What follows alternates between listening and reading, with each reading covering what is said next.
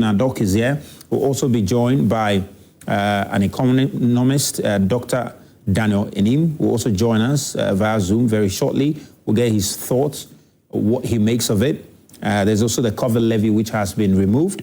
There is the VAT that has been reduced from 21 to 20. And the airport development fee has also been brought into being. So we'll get into all of that. Let me get Doc's thoughts on what he heard, what he has seen. Yeah. Well, let me start off by doing 101. Government, as it is, depends on taxes and loans to be able to do all the programs that it wishes to do. How you go about it makes a difference. Either you reduce the things you want to do so that you don't need more revenue, or you don't need more taxes. Personally, I worry anytime we take away government revenue. I personally worry about that because we're in a country where we're so far behind on many things, many things. And I can tell you a myriad of things that we're so far behind, especially as I sit here, traveling to just in Sowutuom is headache for me, in the sense that that road, the Pokwasi road, has not been completed. The progress is so slow. So the bane of all of this is that government doesn't have enough money to do things in good time, in rapid time. And to see government reducing opportunity to get money worries me. And forgive me, we know from the Europeans, and I'll be very specific, the UK's, that people are taxed heavily. And as it stands, they also benefit largely from governmental programs, especially when it comes to education and also healthcare.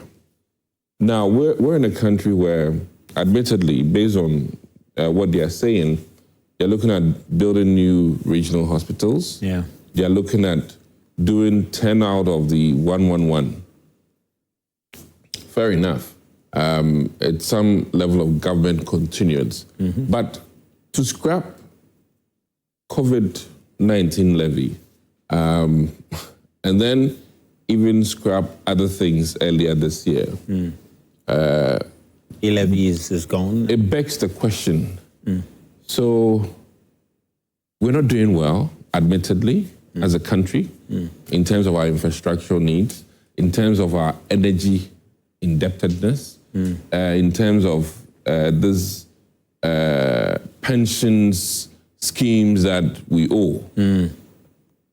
So why then scrap things that are at least supporting you as a government? But the finance minister also says that sometimes, he said fundamentally the issue is not with the taxes. He said there are so many leakages in the system and he's looking to tighten the system to ensure those leakages don't happen. For instance, he cites... But why put the cart before the horse? So for instance, he cites imports, all right, imports into the country. And he says that if you look at the goods that people under-declared and the revenue government lost from that, he says it's in excess of 71 billion Ghana cedis from under-declared revenues. That's revenue that government could have got. So he's looking to tighten those spaces, and then government will have the money they need without even having to bring the extra taxes.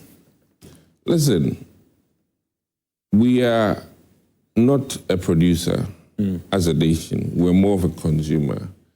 And I don't want to go into the taxes at the port in the sense that, forgive me, a vehicle that is about truly $4,000 in this country, when you're importing, if you go through all the appropriate channels, you'll be levied more than what the car's worth is. And that is sickening.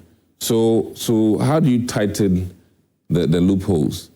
I worry because even a wedding gown, which you may have bought for $1,000, when you bring it into this country, if you're not careful, you'll be paying about $500 more. And it does not make sense on any level of your imagination or calculation, because how can you, who did not sew the wedding gown, be taking so much money for no work done as a government? So I don't want to go into some of those issues related to as it is under declaring, you know, and sometimes it is largely also as a factor of governmental overburden of the people in terms of, you know, slapping on huge rates on some of these products. But coming back to my key thing, there's a huge gap. We know what government wants to do and the revenue government has. There's a huge gap. There's nobody will argue otherwise. And the key thing is that, like I said, we're sitting here pushing finance ministry to pay most of the road contractors. And if you'd listen to the road minister, Abuja, he's screaming about not having money to pay contractors for our roads to be done. So in one point, I think that we know that certainly those endeavors of the Amasaman area or beyond would be happier if that road can be done sooner than later. And how can you do that?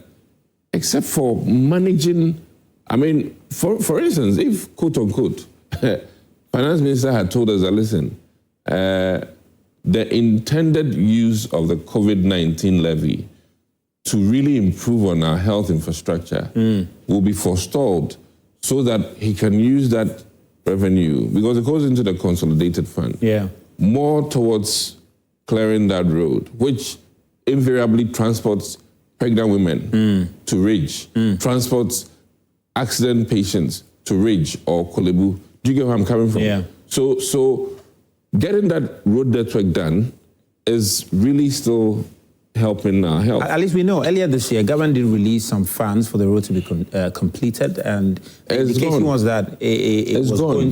Looking at the gap, and hear me out, what government wishes to achieve is way more than the revenue government is getting. And listen, we're in a country where about 25% of our GDP is going towards compensation.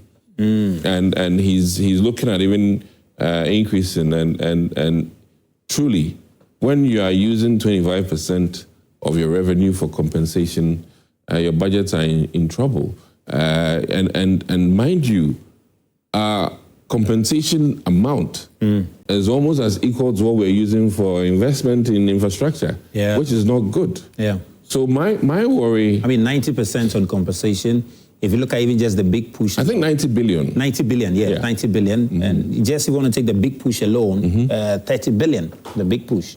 So your compensation is way bigger than the big push.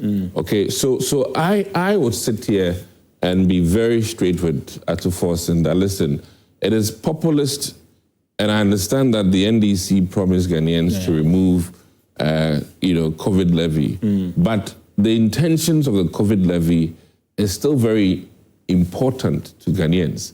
And for that reason, I think that, one, they could have maybe, as it is, moved or delayed the removal of the COVID levy. I say this with the greatest of respect to all Ghanaians who do not appreciate that the COVID levy is, I mean, if you forget about the name, it is taxation to improve our healthcare. And that is where I worry, because I'm biased to health, because a healthy nation, means a wealthy nation. And we are in a situation where the U.S. aid to Africa or to Ghana, specifically for healthcare, has been scrapped. Health ministry is struggling to get vaccines for us. The health ministry is struggling with a number of things especially this new Bahama Cares that has been introduced. Yes. Which I believe 9 billion's been dedicated to that. Yeah. So in one breath, you are making a very strong case that non-communicable diseases need to be addressed. Yes. But you keep removing revenues that are supposed to support these programs. But what about you look at it in this case? Because just the COVID levy, I was just checking, it was giving us just about 3 billion. 3.7. 3.7 billion every year. And without it, they have still been able to make plans for certain health interventions. Listen, as for the plans you can make, but having the revenue to be able to prosecute the plans in good time, that is where my worry is. So listen, if you drive on, and forgive me, Guardians, that I'm using the Sowutuom road because I travel it a lot. If you drive on it, every night there's no construction work happening. Whilst there should be 24-hour, quote-unquote, construction occurring. Yeah. So this is forestalling. And I know, if you should talk to Maripoma, who's the contractor today, he'll tell you that if government gives him more, he'll do quicker. So why not, manage the incomings or the inflows so that certain things that we need can be done sooner than later? And listen, it is nice. I appreciate the fact that, admittedly, prices are stable now. I appreciate the fact that because government has stopped many programs from last year, it appears that government, what I mean by that is that government, because it has removed certain expenditures, which, mind you, any expenditure you remove is job loss. I mean, of the Agenda 111 programs, for instance, if you are dialing down to 10, that means 90 of those programs, all the workers who would have been working on those 90 programs are going home. So it is not just expenditure that you are cutting. You've just cut off 90%, quote unquote, because if it's let's say 100, and you're only doing 10, 90% of workers are laid off. And this is serious. In another breath, people could have been paying this COVID levy, and then instead of the 10, you may have done 20. Which means that 20% of this people are employed. So I beg, and I know that many people who appreciate the fact that government depends on those two things, those two variables, taxes or loans. Why remove COVID levy and go and stand out there looking for loans? It begs the question. Let me just bring in Honorable Issa Atta. He is, a member of the Finance Committee in Parliament, and he just joined us on phone. And in fact, he actually support the removal of the COVID levy, which Doc is making quite a very interesting argument about. Well, if we need the money, why don't we allow the levy to stay? Honorable, thank you very much for joining us this morning. Let me just get your first thoughts on the budget presentation by the Finance Minister. Good morning, and good morning to my colleague and to your listeners. I will say that yesterday we stayed in Parliament for long, but it was worth it. And the budget for 2026 delivered the resetting for jobs, growth, and economic transformation, and that was exactly what we saw yesterday. I will just make a few highlights of the satisfaction that I got from the budget. First of all was the public debt issue. If you remember, in 2024, one of the difficulties of the Akufo-Addo government was lack of fiscal space to execute any other project, because the fiscal rigidities was occasioned as a result of the ballooning public debt. Ghana had a public debt as at 2024 December, 726.4 billion Ghana cedis. That represented almost 61.8% of our GDP. Today, it is not because government has not borrowed through the treasury bill market. However, public debt has reduced to about 630 billion. And what is the reason?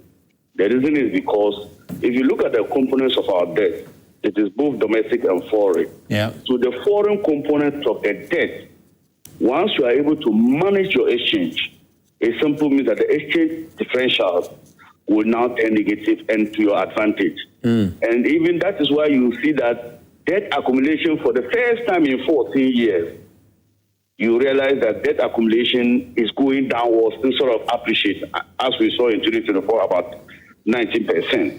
That is what we call the micro impact. That is inflation. I was particularly happy because the drivers of the CPI this year is the food inflation. Yeah. Often it's non-food inflation that you see that it is driving down the CPI. But in this case, it's food inflation. Currently, inflation is around 8%. The government had an end-year target of about 11.9%. As of October this year, the government has already done 8%. And non-food inflation is also on the decline. Currently, food inflation has been reduced to about 6.3%. That signifies that the income levels of people are improved, and it signals that there is no reduction in the savings of an average worker. Now let's come to the T-bill rate, which is so significant and gives confidence for the private sector. Because oftentimes government crowd out businesses through the treasury market. The only thing government seeks to do this year was a rollover debt of maturing debt that we needed to clear in the domestic market. So the government rolled over about 111.1 billion Ghana cedis to enable him pay maturing short-term debt. However, government has not borrowed through the domestic market to pay any other infrastructure and critical aspects of the economy because we want to engineer growth from the private sector. And don't be surprised that industry grew by 3.2% because government has made sure that access to credit and financing through deliberate policies from the fiscal side and also the reduction of the interest rate at the Bank of Ghana through the interbank rates. So if you look at all these things cumulatively, I was so happy. Now, despite all these macro achievements, government did not forget social spending. And I was particularly happy that my constituency will benefit from the 10-kilometer road that has been promised in the budget. And not only mine, about 166 constituencies will benefit from 10 kilometers per year for the next 3 years. That is 30 kilometers for 166 communities. The big push, fortunately, has passed through my constituency again, and it is going through all the 16 regions to make Ghana an enviable hub and create a very sustainable transport system that will measure us as a better emerging economy. Now let's come to job creation. Honorable, just before we come to job creation, briefly, I mean, you talk about the big push, you talk about the 10-kilometer road construction in each constituencies that government looks to do. All of that requires some money. But if you look at it contrastingly also, government has decided to take away some avenues to get money. You look at the total budgets in terms of the appropriation bill this year, in excess of 357 billion. But the revenue government is looking to generate this year is just around 268 billion. There's a shortfall there. And someone is wondering if you need money, and clearly you've seen the deficit. They're talking in excess of 50 billion Ghana cedis deficit. The argument is, why don't you keep the avenues that are getting you revenue instead of taking them away and go borrow, as you know? You see, that is, I wouldn't blame if a layman says that. But let's look at it one after that. First of all, you are talking about revenue shortfall, isn't it? Yes. A tax measure does not necessarily lead to an increased revenue. Do you know that? We have what we call the regress tax impact. What it simply signifies is that business community, for example, are complaining of our VAT regime. And as a result of that, tax compliance is difficult. So if the government seeks to reduce the effective tax rate from VAT rate from 21.9% to 20%, that would signal increase in production, and government will get the revenue out of that. COVID has been introduced in the VAT regime to create a distorted tax regime. For example, double taxation or tax on tax has been found across the world, where on one product, because it has gone through value addition, tax is being paid at each level. So it has created a distortion. So what government seeks to do is to comply with international standards for ease of doing business. Our view is that you must create an environment that is conducive enough for private sector to thrive, and the government gets its money from corporate taxes and other tax measures. It is not always that the individual tax handles gives you what you want. Let me give you a simple example. When the government seeks to introduce in 2023, they seek to introduce the e-levy. The idea was that government wanted to raise 6.9 billion Ghana cedis by 2023. I don't know if you remember. At the end of the day, government achieved 1 billion Ghana cedis from e-levy. But the social impact or the social cost to the government was massive because Ghanaians rejected that levy at all costs. So my point is that you don't need individual tax handles to achieve the desired revenue that you want. What you rather need to do is to make sure that cost of doing business is reduced. And that is what the government seeks to do, to make sure that Ghana becomes an enviable destination for trade and investment. Look, by April to June, the total influx of this country in the private sector was $792 million. Do you know what this means for FBI to have in 4 months to receive $792 million into your manufacturing sector? So for me, I disagree when people say that because we need money, we must still let people pay. There's a concept in economics called the Laffer curve principle. There's a saying that when you tax people beyond their threshold, it gets to a point that tax naturally just falls. So you need to measure the optimum level at which your tax rate and your tax regime should fall. People normally argue that the African average for tax to GDP should be around 15, some 25%.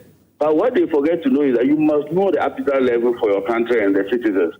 Ghanaians do not want the excessive tax regime that they were subjected to over the last 8 years. People were really suffering. So we don't want to burden them with that. We are measured by our spending. And also know that we are doing a rollover. We are doing a rollover from 2025. This is not a static economy where because you want to raise 268 billion and then you spend 300 something. This is a rollover economy. The economy doesn't stop. Now, it will still be running until next year. Yeah, Honorable, just briefly, Honorable, Adomako Kissi is here, and he mooted that idea. He's got some quick thoughts he wants to react to what you say. If you can just listen to him briefly. No, okay. We've got, yeah. Yeah, Honorable, thanks for having you. But my biggest concern, which you seem not to have appreciated, is the fact that government has so many wish lists. And in as much as you have a wish list, how do you get your revenue? And it is either through loans or taxation. Now, the key thing I'm saying here is that something like COVID levy, which people are now paying, and people have had relief from e-levy and are a bit more, and I can admit, a bit more probably comfortable having this COVID levy. Now, what is the benefit of coming on the backside with another levy with a different name under the guise of broadening the tax base, okay, when you could have just used this to deliver things a bit sooner?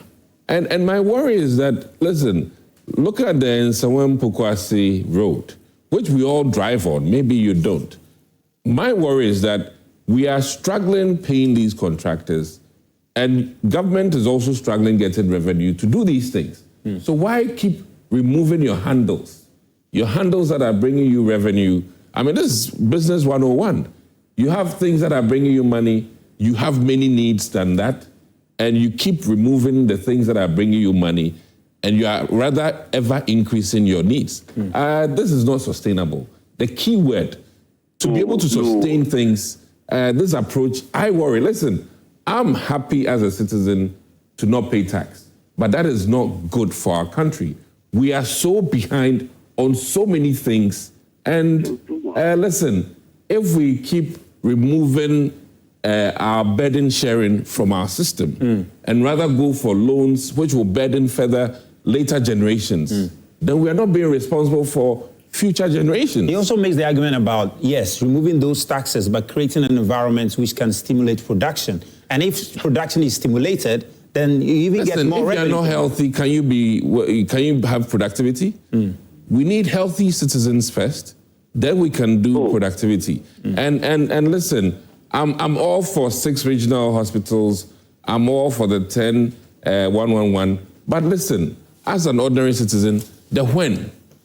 You know, it's not about just wishing it. And mind you, Finance Minister will not release all these funds that he's come and said.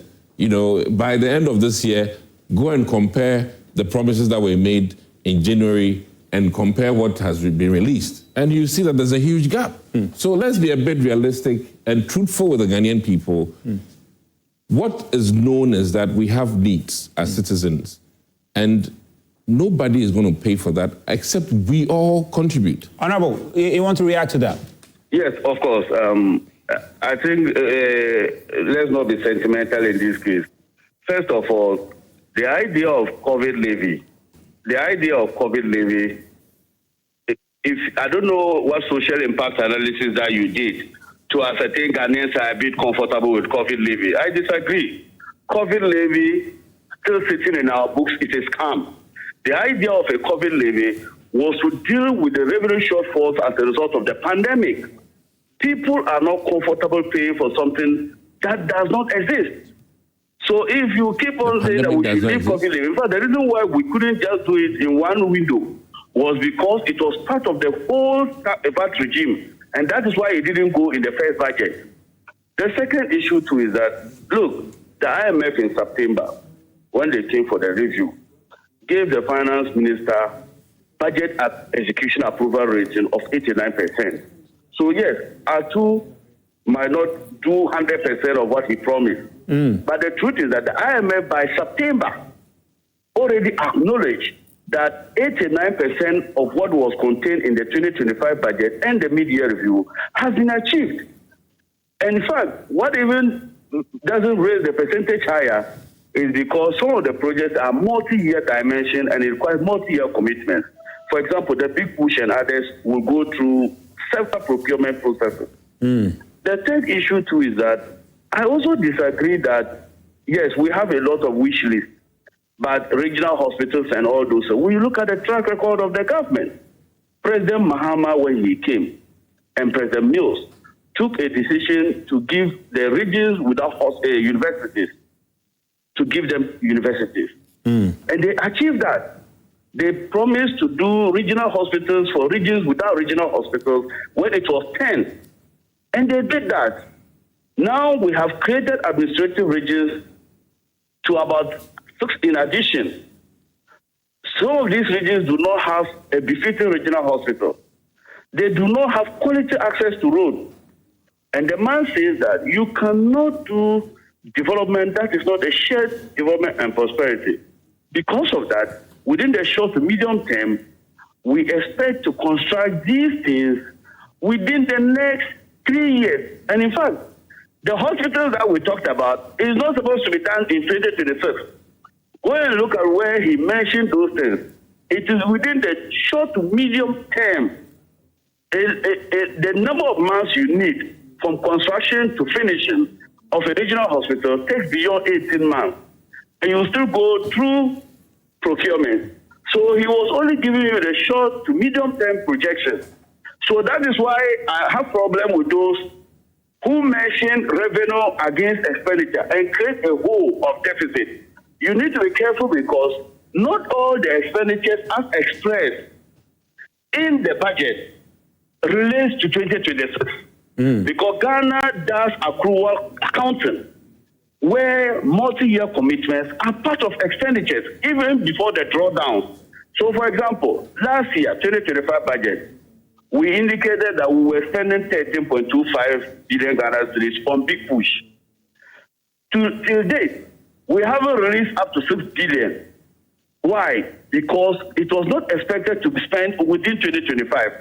But commitment accounting will tell you that you must add all the future commitments to today's figures, so that every year, once the drawdown starts, the project cost goes down. So it is not simple for you to just lump all expenditure up to about 300 and something billion and compare it to a revenue of 200 and something billion. That is a poor way of doing it, because commitment accounting will require you to record all expenditures of multi-year dimensions to the figure. For example, this year, Finance Minister has allocated 30 billion Ghana cedis to construct Big Push, and it is for the next 2 years. So in commitment accounting, you are supposed to add 30 billion. But in cash accounting, really, you are not supposed to add the 30 billion. You are supposed to add only what should be spent this year. So I just want to make that distinction. All right. Just my last point on job creation, because we recently saw what happened at LWAC. And however regrettable the situation is, it serves as a lesson and a caution to us that Ghana is sitting on a time bomb. An unemployment rate by December 2024 of 14.7% is tickling hard against us. And so for me, I was particularly proud to hear about 800,000 new jobs expected to be created this year alone. So if that is the case, it means that we should all be proud. So for me, I want to thank you for the opportunity, but to assure my senior that you look at the budget credibility to know whether it is deliverable. All right. And based on the IMF itself, and even what the comment they made about the government prudent and structural reform that is being implemented, they are confident that the government is on track to deliver for the good people of this country. All right, Honorable, thank you very much for joining us this morning. We really appreciate your time. Well, Dr. Daniel Anim has also joined us on Zoom. Let me just touch base with him, then I'll come and pick the thoughts of Doc also. He's got some things he wants to say. Dr. Anim, thank you very much also for joining us. Let me just get your quick thoughts on the budget statement. Key among them, you see the COVID levy having been taken away, VAT has also been reduced, and the argument from government is to the effect that, well, they want to try and do something to our VAT system, our tax system, so that it can free up the business community to, engage in more production. Well, there are those who are also saying that, well, it is populist and that is an avenue to get revenue and do most of the things that you plan to do. So why don't you stick to it and do the things you plan to do so that you can even do them quickly? Right, thank you very much. In fact, last year when I was in the studio and we discussed, the 2025 fiscal budget, I expressed the same sentiment. Now, look, you are a new government, and then you've inherited, new challenges, and then it will take you time to understand the revenue stream of government. So my point then was that government should have realized, even not scrapping the so-called nuisance taxes, including the e-levy. But of course, having been in government for 10 years, and then the fiscal year 2025 is coming to a close, and they were of the view that scrapping e-levy, they will have an alternative approach of generating the same revenue. And looking at the sentiments also expressed by the citizens, that look, the introduction of e-levy was as a result of the pandemic. Now that the pandemic is over, why are we still paying? Okay, so at one breath, they are appeasing the sentiments so expressed by the citizens by scrapping it off. And one of the things I would have critiqued that area, like what I did last year, but it appears that government was able to manage the macroeconomic environment and possibly what the Honorable Minister also expressed in terms of revenue generation. It appears that if they are able to do that, it may cover up for any shortfall that the scrapping of the A-levy may emerge. But personally, I would have wished that they should have enjoyed it, maybe probably another fiscal year, and then there again. But of course, we are running a political economy. You should understand.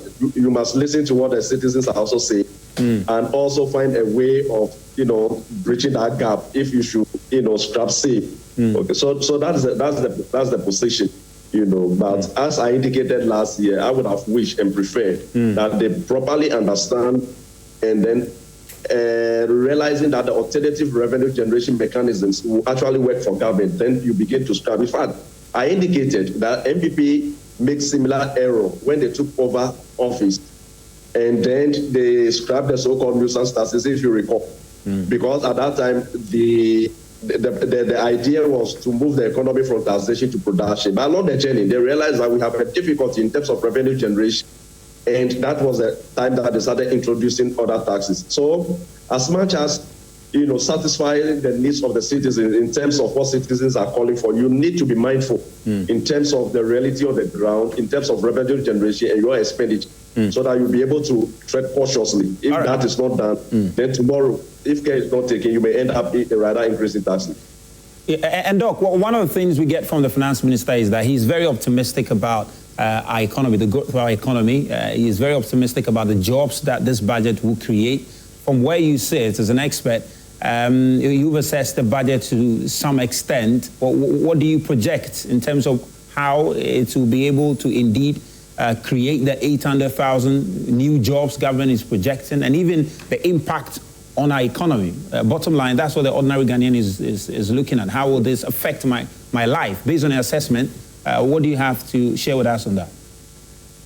Yeah, I must admit that the budget looks progressive, okay?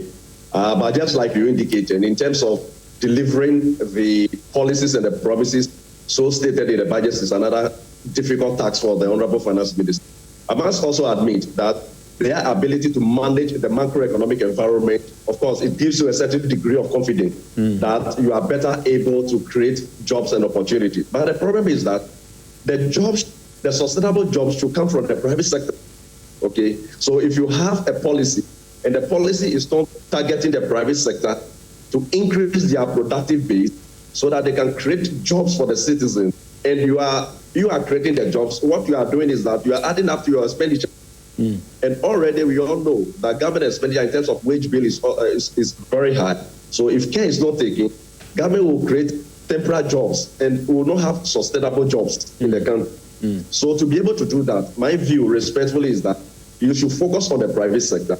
How do I support the private sector to be able to create jobs, to be able to expand productive capacity? And if that is done, what it does for the economy is that you have sustainable jobs, people have sustainable income, and you also have sustainable revenue in the form of taxation, and you also minimize your import cover.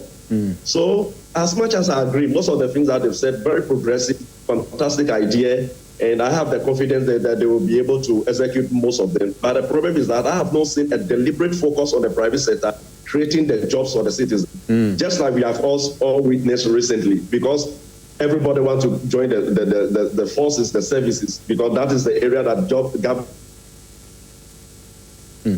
We seem to have lost Doc briefly, but Doc, we really appreciate your insight this morning. You've made your point profoundly, and we appreciate your insight. Just mentioned that Honorable Fatau has also joined us now, and has also joined us now. So we want to hear from you. So make sure you send your messages also through. What did you make of the budget? Are you happy, and you confident that it will indeed improve your life? Honorable, thank you for coming. Let me just get your quick thoughts on the budget also, then I'll come back to Doc. Thank you so much, Ms. Bao, and good morning to my senior, good morning to yourself, and good morning to your cherished viewers. Well, thanks so much. We're in Parliament yesterday. In fact, we had to leave Parliament very late last night, and it was good, at least. But what we were waiting to see, we really saw it in the budget. You remember, the last few months have been ones of stabilizing the economy. The economy has had to be stabilized given what the government inherited. And so if you sat and listened to the finance minister yesterday, you realize that we are really moving forward, because a chunk of what he presented was on job creation, because almost all the projects outlined. And trust me, if the finance minister had painted pictures that were not different from what we saw when the first budget was presented, it would have been a serious worry to us, because almost every indicator was trending negative. Almost all the economic indicators. I remember the finance minister, and I like the finance minister for one thing. Joy had him when he presented the first budget, and the government was being poo-pooed for projecting a growth of around 4.something% or 5%. And the government was saying that they had done a growth of how much, and that in 2024, and that he was coming to take the economy backward by that low projection. And he told Ghanaians that he would rather be measured in his projections so that he can even overachieve than to be so up there, ambitious there, and then he will underperform. Today, as we speak, the GDP grew by 6.3%. Meanwhile, the entire projection was around 4%. And so this is somebody who is measured in his projections. The same period last year, we were growing by 5.1%, and that was without Withouten. Now he came up with a lot of measures. Look at the proposal to establish the GPP2, the gas power plant 2, and that is going to be even bigger than the Akosombo, adding 1,200 megawatts to our generational capacity. And that's going to be thermal. Hydro is not that reliable because of the changes in the weather pattern. And so that shift to thermal is going to do a huge, going to bring a huge type of relief into the economy. Now you look at, in fact, what even gave me the greatest satisfaction was when the issue of the Yendi water project was mentioned. He mentioned 3 specific areas, Damongu, Tamale, and Yendi, that these projects will be seen to be done in 2026. And that is what gratifies me the most, because my key campaign plank was on the issue of the Yendi water, because it's been something that Nanado promised Yadna. And Yadna has even taken him to the short-cutting events, times with that number. And we have seen that. In fact, if you go to Yendi now, as of the site for that project, there's nothing like that. A lot of intervention. Remember, Ghanaians, he also talked about the independent value for money of office. This is an area that we are looking forward to, because what we have always complained about is the issue of this, the wastage in the system. Our finances are not being handled properly, and that we need somebody who have an eye on this. And to the extent that there's now going to be an office created, dedicated to giving us value for money, one for contracts awarded, for the execution of those contracts, and to control wastages in the system. I think this is going to be a game changer in the economy. Let me bring Doc in now. He's waiting patiently. Doc, we've got a few thoughts, right?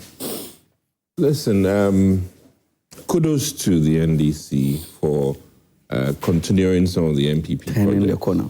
And then let me be very clear to Ghanaians.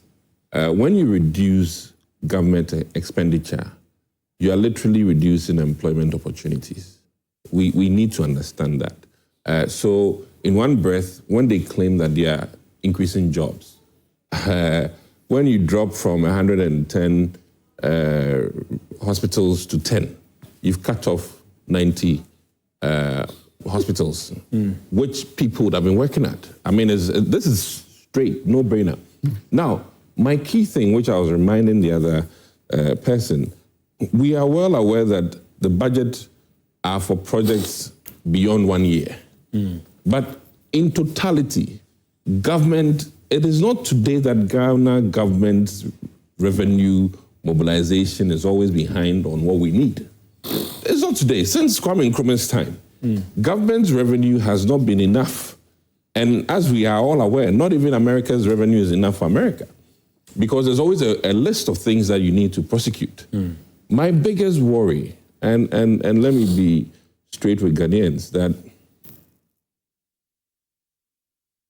I will make headlines for saying that we are not taxed enough. I'll make headlines. But my thing is that Ghanaians have many wants and needs, but we must be ready to pay up. If we're not paying now, our great-grandchildren will be paying for it. But the question they ask is that, I mean, if they look at what they are already paying compared to what they are getting, appears to be some disparity in that. So they say, okay, let's see adequately what you're doing, what we are already giving you, and then, we can talk about adding more to it. Listen, I think that as part of accountability is transparency. Our roads are expensive to build. Tema Highway, as we sit now, how many of us wouldn't be happier if it is getting done quicker? So that within the space of about 6 months, it's completed and we are all able to travel that path easier and have our imports come through to Accra easier. And the traffic scenario on Tema Highway is brutal. It's brutal. So my key thing here is that, listen, let's be straight with Ghanaians. Let's admit 2 key things. Government is either depending on loans or taxation. Now, when you up on your loans instead of taxation, you are burdening future generations more so than us paying our fair share now. And I am of the school of thought that it is always important to do a balancing act where you are paying, those of us today are paying adequately for the benefits and programs that government is providing, and then doing even more for future generations. But when you go into the loan zone, then you are enjoying but wanting future generations to pay. And this idea of hiding under the guise of loans for future generations to pay is not being a good steward. It's not being a responsible parent. Okay? And listen, the need for infrastructure in this country, if you've been to China and the likes, and you've been a catcher say, we are so behind. Let's say you want to do tolls for the Kumasi, Accra, new expressway. But the key thing is that if you can bill us now for those things to be done, why not start? You understand? So that this road can be done sooner. That the key word I keep saying, sooner. I like the benefits that he espoused. The fact that the commute time will be reduced, the fact that fares will be reduced. Those are the facts. But why delay it? Okay? If you, and I keep stressing this, if you're using the roads, you'd realize that, listen, the markets that they want to build, Kotokraba and all these things, fantastic ideas, but we all have to pay for it. And if we're not paying now, our children will be paying later. And as a responsible parent or responsible politician, I worry anytime that you delay payments. And we all know here, which Honorable will admit, our foreign indebtedness is so high, there's been a small pause, but it doesn't mean that it's disappeared on us. And these are all outstanding bills that government has to pay.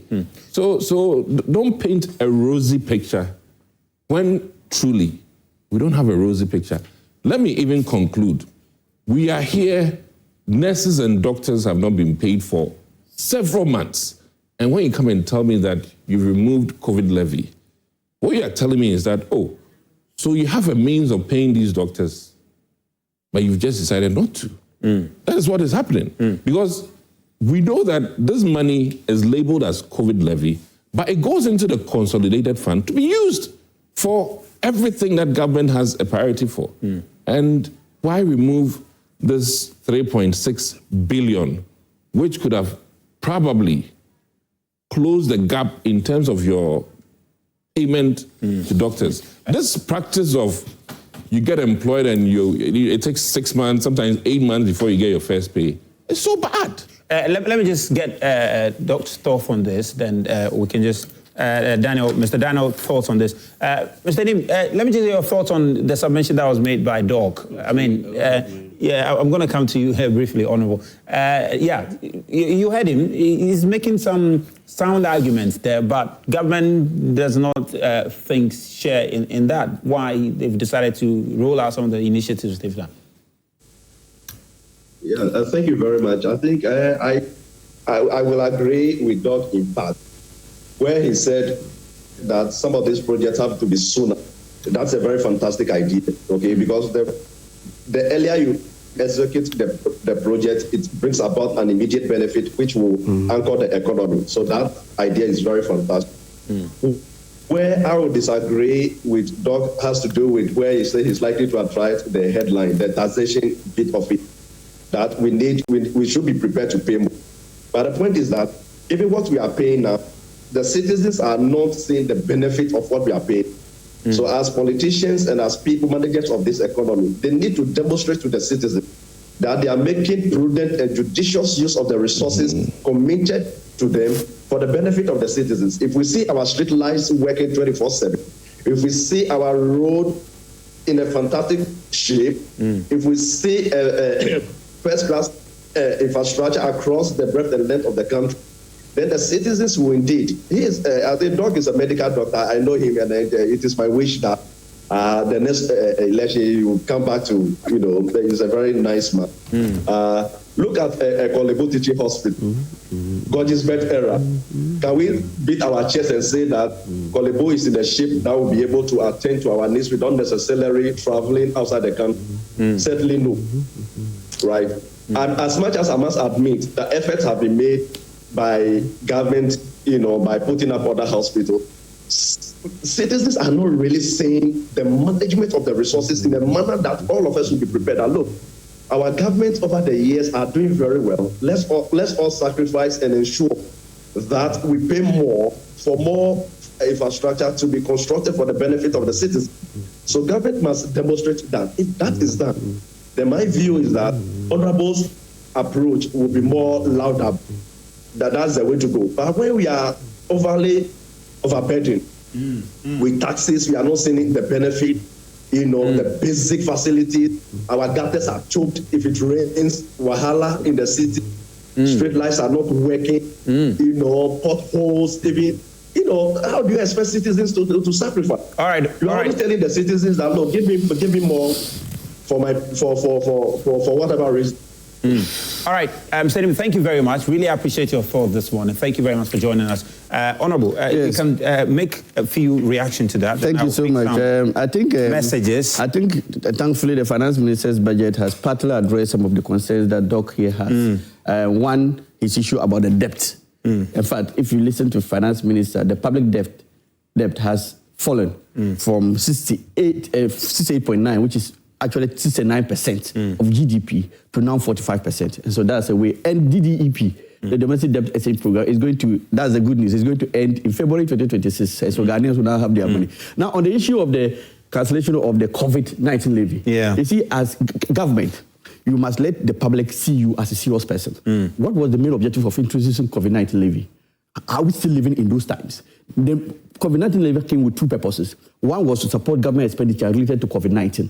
Do we still incur expenditures today in respect of COVID-19? No. The second... We do. No. But the main impact of it is still being felt, isn't it? Frontline workers have not been paid. And you are sitting here saying that COVID is gone. COVID is gone, but the indebtedness... I am making my point. I'm just making my point. The second was a debt related to settle debts related to COVID-19. If the government feels that what has been realized from COVID-19, if we are actually going to use the money for that purpose, can pay for all these debts, then it is about that. Otherwise, tomorrow when we are in dire circumstances and we're asking Ghanaians to support us to introduce levies, they will say that we'll keep the levies forever. So let's let Ghanaians trust us that when we say it is for this, it is for that. The last one I want to touch on is some of these key interventions. That's now foods that will be used for free SHS, rice, maize, and other things will be sourced locally. That's good for our country. The farmer service centers is actually coming to life. And then the women's bank, in fact, is one key thing that has always been on my mind. 400 million. 401 million Ghana cedis is going to support the establishment of the women's bank. And that's going to provide, in fact, I always ask myself, our women actually did so much for us during the elections. And then the time has come for us to see what we can do to put them in a happier mood. And so, honestly, the budget has been one that everybody will be proud. Agri sector grew by over 6%. That is serious. In fact, and almost every sector of the economy is looking positive. And the government is looking to invest heavily in agri this year. That is it. Even minus that, look at, with all this, minus that, look at the growth. And so when this investment begin to come in, we are even going to be talking about globally. And export grew by 11.5%, which is almost in double digit. Very unprecedented. Exports. Well, good morning. It says, please, the budget didn't capture financial clearance for unemployed environmental health officers being in the house for 5 years without employment. Very sad to be a Ghanaian youth, he says. And then this one says, isn't it telling that the opposition that want to come to power are crying for the government for repealing COVID tax? What group of people? He says, Masawudu, Hamza. This one says good budgets. He says it's a good budget fundamentally. He says it's a very good budget. Alhaji Hamza from Pig Farm says, good morning, my brother. 2026 budget that was delivered yesterday was full of hope for the citizens. My brother, I was happy to see that the COVID levy has been scrapped to put money into our pocket. My COVID came and is gone. There's no other country in the world who is taking COVID levy except Ghana and the MPP administration. I was also happy to hear the government has allocated funds for the Tamale, Yendi, and Damango water crisis. And as a proud Dagomba from Tamale, I'm happy. The government has also released 200 million Ghana cedis to the buffer stock to purchase grains from farmers who could not sell their produce. Also directed our school children should be filled with local foodstuffs that's produced in Ghana, he says. This one says, good morning.